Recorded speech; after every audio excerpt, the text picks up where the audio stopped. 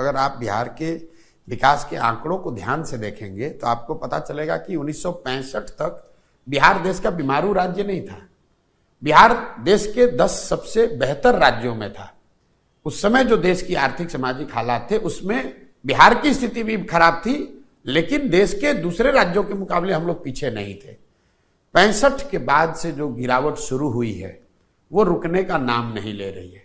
उसमें एक थोड़ा सा छोटा सा पॉज 2005 से 2010 के कालखंड में दिखा जब नीतीश कुमार एनडीए की सरकार बनी, लेकिन वो क्षणिक था।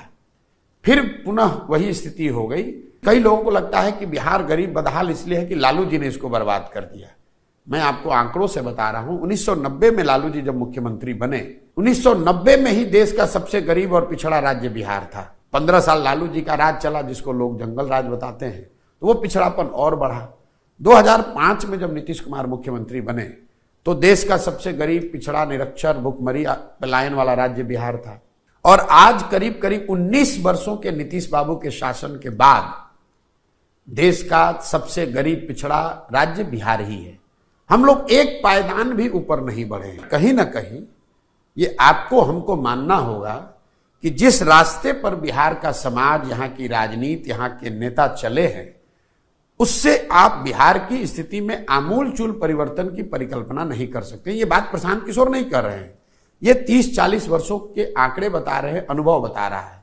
इतनी ह्यूमिलिटी हम लोगों में जरूर होनी चाहिए कि भाई अगर गलत रास्ते पर चल रहे हैं तो रुकें, एक बार उसका आकलन करें और ये समझें कि आखिर दूसरे राज्यों में भी तो भ्रष्टाचार है, दूसरे राज्यों में भी तो ये इसी देश का संविधान है। ऐसा तो नहीं है कि दूसरे राज्यों से गरीबी, भ्रष्टाचार खत्म हो गया है, लेकिन जितनी बदहाली बिहार में है, इतनी बदहाली तो देश के किसी हिस्से में नहीं है।